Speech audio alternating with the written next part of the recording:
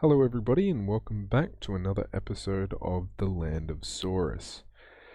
Um, in this episode, I definitely want to work a bit more on this thing, this mob grinder that we started setting up in the last episode. So I wanna install a few more modules because just this one module at the bottom doesn't really produce a lot of results. But definitely when you have 5 in there, it goes a lot faster.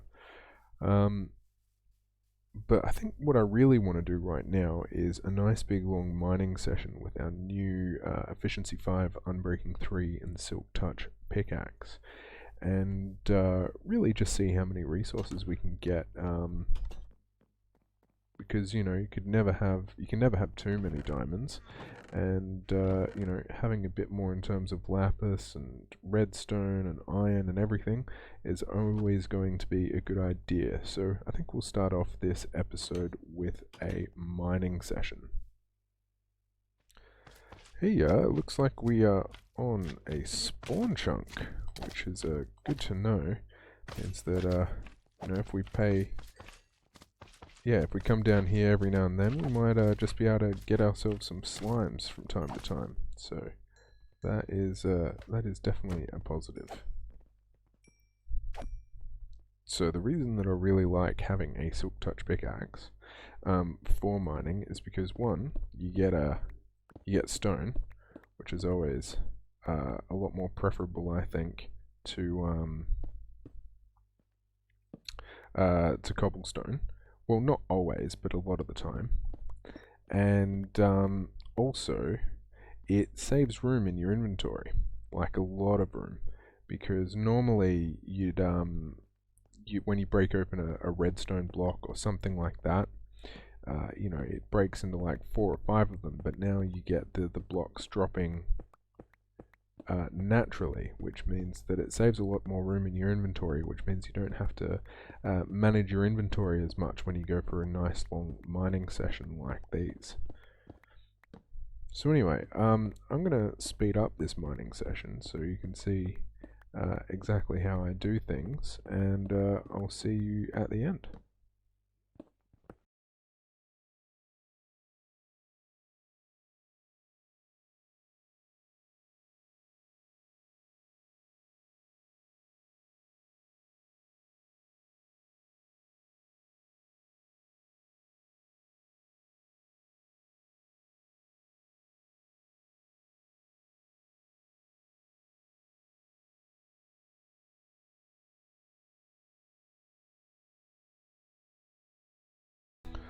So as per usual, we get up to level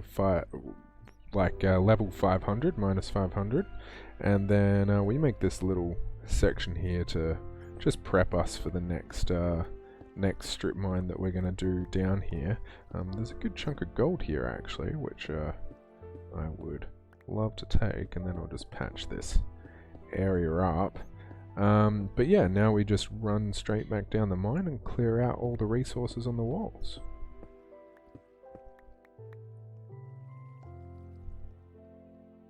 And as you can see as well, by the time we get through there, now it's mostly going to be resources, so we'll have plenty of room in our inventory and not have to manage things as much and throw things out.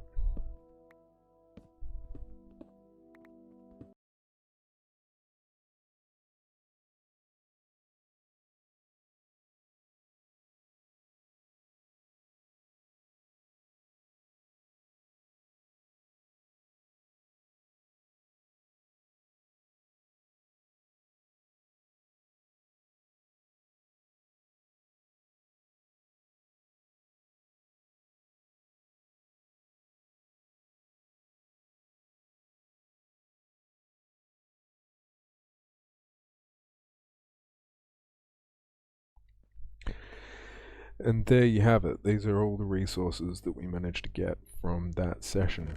As you can see, it all fits in one inventory, and that's usually the case. So let's have a good look at what it is that we managed to obtain.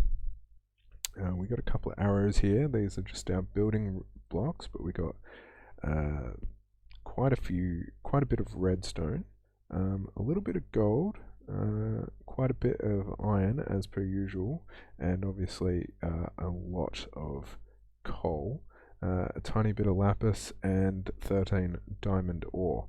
So this is pretty much our haul. Now, obviously with the gold and the iron, you smelt those up, but with all of these things, we're going to take a fortune pickaxe to it all. And then we'll be able to see clearly just exactly how many resources we manage to get. So I'm going to head up and I'm going to grab my fortune pickaxe, and then we will break all of this open and see just how much exactly we managed to get from it all. Alright, so I'm going to start laying these blocks along the ground here. Chuck all the diamond ones at the end. Oop, we don't need that there anymore. And all of the lapis. And then the redstone.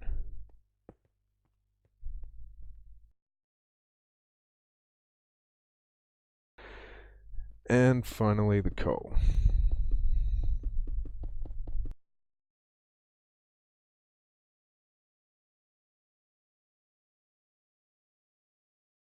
So now that we have all of that laid out, we grab our fortune pickaxe, efficiency 4, fortune 3, and then we just start going through it all.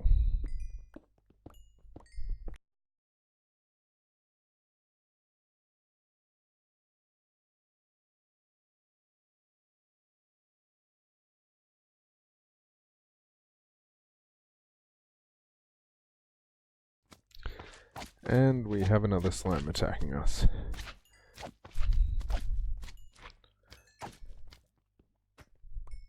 So I'll just take these guys out, and then we'll have a look at exactly what we managed to get. So quite a bit. We got 24 diamonds, almost quite a few stacks of coal, quite a bit of redstone, quite a bit of lapis, and obviously some diamonds and the slimes that we just got there at the end there. So yeah, this is my preferred way of mining essentially. So yeah, I go through with the silk touch pickaxe, get all of those blocks, and then lay them all out, and then take them all out with a fortune pickaxe, and get all the resources that way. I find as well that when you have a lot of those blocks, they're a good source of XP as well. So if you save them up and you really need a whole bunch of XP one day, you're always able to just access your resources and use them as a method of gaining some XP when you need it as well.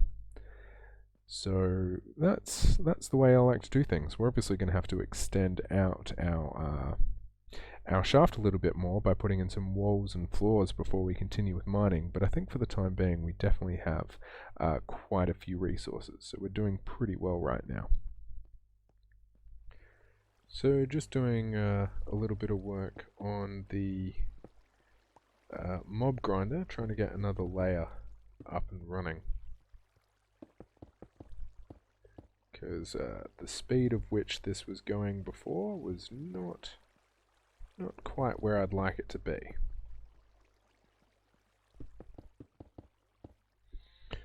Okay, I think we have the second module installed. Just to give it a quick test, all the lights are off at the moment. However, if I run over here, give this a flick, that should turn all of the lights on. Let's have a quick look. Excellent, excellent. So I think that is pretty much all well and good. So just to give it a bit of a test, I'm going to stand over here in my field a little bit away from it all, and see if any mobs start dropping. So we definitely have some mobs dropping down here. Still not like heaps and heaps of them, but again, we've still got another 3. Maybe I'll even put in a 4th module just to chuck in there. But it is getting there, and it is slightly faster than what it was before. So just going to craft up our first set of diamond armor. I'm not going to put it on just yet because I'd like to get it enchanted all up, and also I don't want to waste this this iron stuff that we've already got going on. So we'll just put them in here in our enchanting box, so whenever we get the 30 level mark, we'll always be able to just have a quick look and see what we've got. And we've still got a pretty healthy supply of diamonds going on as well, so I'm pretty happy about that. But let's just have a quick look at what a chest plate is offering us at the moment. Actually, we'll get it all out. Let's see what there is going on. So we've got Thorns 2, which is alright, Depth Strider 3, Unbreaking 3, and Unbreaking 3. So nothing really all that fantastic. I really want to try and craft a perfect set, more or less. Let's have a look, because this shovel's only got Unbreaking 3. What are they offering our sword? Also Unbreaking 3. Jeez, so much Unbreaking 3. Well, what happens if I... where is it? If I make myself a shovel. What's being offered on the shovel front? Hey, get back in there. So if I make myself a shovel, because I wouldn't mind an efficiency shovel, Fortune 3. So yeah, really nothing that I really want. But we've got some books here. What have we got being offered on the books? Bane of Arthropods. Geez, it's all really quiet. It's all not very nice. What I could do is I could construct my first bow though, and see if anything really good comes out of that. Let's make ourselves a bow and see if anything particularly good is being offered on the bow. Unbreaking 3. Alright, well, I think I will get the Unbreaking 3 on the bow when I get that chance. And now we have our Unbreaking 3 bow. We definitely need more in the way of arrows though. We don't have a lot of them, but our mob farm should fix that up once we chuck in a few more layers. Okay, well, I think it's time to add another layer onto this thing. Just gonna switch it off so I don't have to deal with mobs while I'm doing it. And hopefully they will just sort of fall down here. There we go. So that is the inside of the third layer done. Now we just have to connect up all the lights to the redstone. So I'm pretty sure that is the third layer done. All of the lights are currently off now, and just to double check that they all work, switch on the lights, come round. Are all the lights on? They are. Excellent. So that seems to be working a treat. So I'll switch this off, and hopefully we'll start getting some mobs dropping down here relatively quickly now with that third one there, which should be, yeah, see, now we're getting quite a healthy supply falling down here. Because that third one, mobs should still be able to spawn from while I'm down here and around fairly close. So we should have a healthy supply coming through now. And, yeah, once we get the other two layers up, that will be even more effective. These bottom two layers, like, they don't do a lot when you're standing right underneath it, but as you're sort of roaming around your base, like doing some farming or knocking down some sugar cane or killing your cows or breeding them up and stuff, while you're roaming around, that'll sort of, those other two will sort of kick in and contribute to the whole thing. But yeah, it's not really good for the mob, like the XP farming while you're here actively waiting for mobs. But yeah, this is all coming together pretty well. I'll definitely do like a couple more modules, at least, maybe even 6 modules in total, and we'll see how it all pans out. And there it is, the 4th layer has now been installed. And I think the mobs are starting to flow a lot faster now. I can hear some spiders in there. Let's see if anything drops down anytime soon.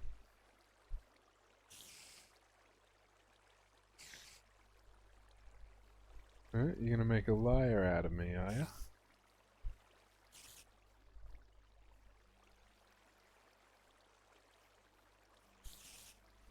Is it on? What's going on?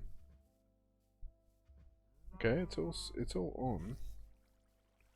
There should be mobs flowing into this right now.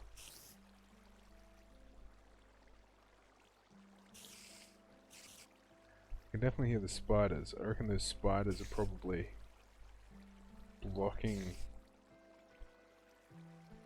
Can I see up into here at all?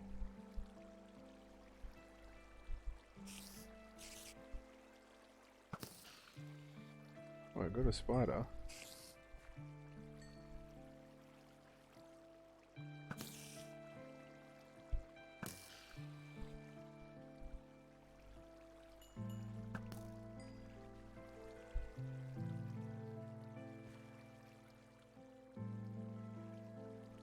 I really don't know why that isn't working. There should be plenty of mobs flowing down into there at the moment.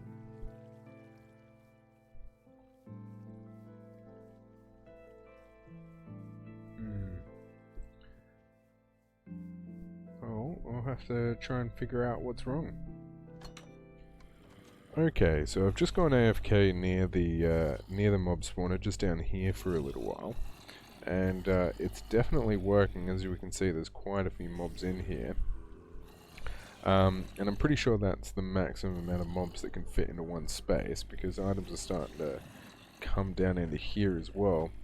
The thing is though, I don't think mobs are falling down here terribly quickly.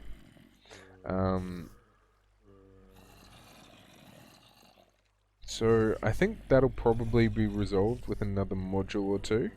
We're up to 4 now, so probably I think I'll take it up to 6 just to be on the safe side, because it'd be really nice if we can get a really half decent functioning XP grinder out of this. I mean, it's always going to be useful for mob drops, because all we'll have to do is go AFK near it every now and then, and we'll get a healthy supply. But yeah, I'd definitely like to be able to use it as an XP farm as well. But even right now, there's just not a lot of mobs really dropping into it. You know what? I think I'll just kill these guys now for fun. Yeah, this is the kind of thing that I wanted.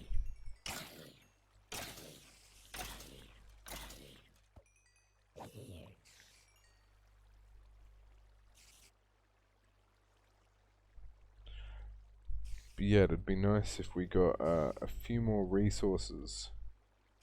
A few more mobs dropping down here for sure, because even now I've just killed them all, we've got no real consistent flow of them. And I'm sure they're in there, they're up there, but there's just not enough spawning platforms for them to really roam around on, I guess. So here is the exact same design, the 5 modules. 1, 2, 3, 4, 5, yep, 5 modules. Exact same design in my creative world. Now let's just flick this on, and let's see how quickly it takes before mobs start dropping down into here.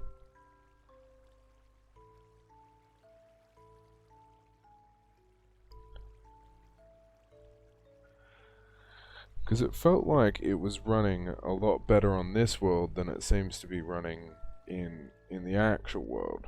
And I'm still trying to figure out why it was going so slow. Oh, of course. Of course, I'm such an idiot. The machine is on, and I'm in a peaceful world. Alright, let's change that. Okay. This should work a little bit better. Okay. Now let's see how long it takes for mobs to start dropping down into here.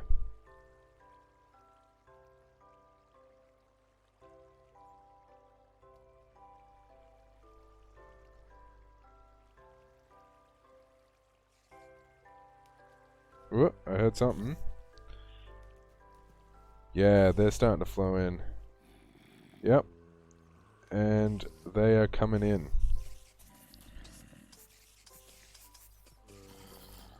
Quite quickly as well. See, this is what I was sort of expecting on my main world, but yeah, see, this is filling up very quickly. It's already filled the entity cramming, so we've got items already flowing into this thing.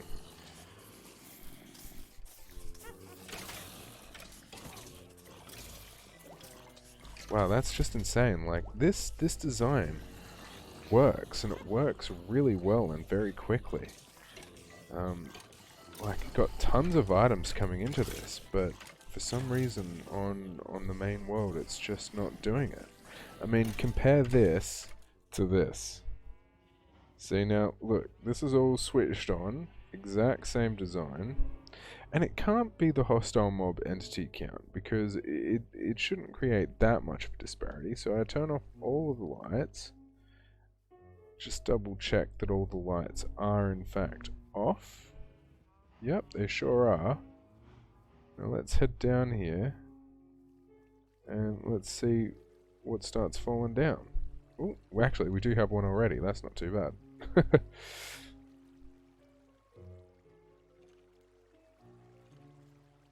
Any more?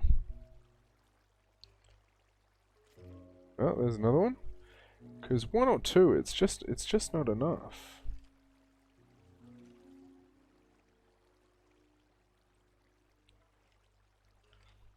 And it really, like, it's going nowhere near as fast as the last design. It's definitely, you know, quicker than it has been. Like, having two down here already, and there's probably more up there wandering around. Oh yeah, I heard something drop into the water.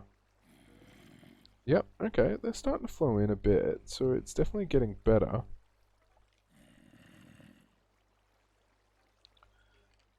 But how long is this going to take to fill up the entity cramming? Like before mobs start dying in here.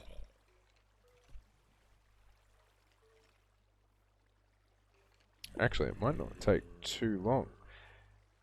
They do seem to be coming in at a fairly decent rate. Actually, yeah, this is... I mean, it's not as good, but this is starting to work. Maybe I should just chuck in one more module. I don't know how useful that's going to be, because one more module at the top, I don't think the mobs will even move around if they spawn up there. And obviously if that happens, then it's going to be a much bigger issue.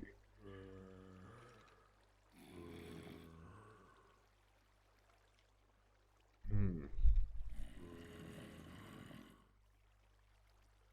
we're definitely getting some happening, so yeah. I don't know, I'll have to keep playing around with it. Okay, so after a bit of research, and I was fairly aware of a lot of the stuff in regards to this mob grinder, but there are a few things that I overlooked. So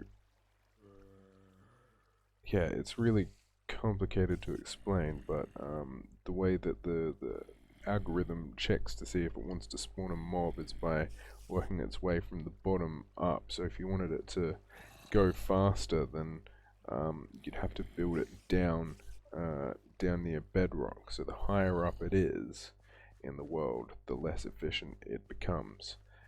So I think that's one of the things that's stopping it from spawning really fast. Also, there could be caves around the area, so any location that is around here that mobs can spawn in, they will obviously spawn in, which will, you know, make it so this spawner can't be as efficient, because yeah, there's more mobs spawning in the caves and stuff below, so lighting those up will probably help. I mean, it's not terrible, so I'm just gonna leave it here for a while and just see if anything sort of starts coming up with it, coming out of it. But yeah, I think for the most part, I'm just gonna leave it as is. There's not really a lot more that I can do with it. It is, I don't want to really invest more time into building it up even higher. But yeah, later on we can look at making a much more efficient mob grinder. But for the time being, I think this will be enough to sort of help us get some beginning resources and maybe, you know, a bit of XP from time to time as well. So I am a little bit disappointed with how this grinder did end up turning out, but you know, you just gotta sort of run with it, I guess. But yeah, that's all I have time for this episode. But yeah, in the next episode, I think we'll do something a bit more interesting. Maybe go explore the mine shaft down below. That actually would have quite a few mobs in it, so maybe that's one of the things that's greatly affecting the spawn rates of this thing. So maybe going out there, lighting all that up and clearing all that out might help out a bit. But yeah, I think I'll leave that there for this episode. Yeah, leaving on a bit of a down note. I'm a bit disappointed that that mob grinder didn't pan out as well as I wanted it to, but you know, that's just the way it goes sometimes, I guess. Anyway, have a nice day, and I'll see you in the next episode.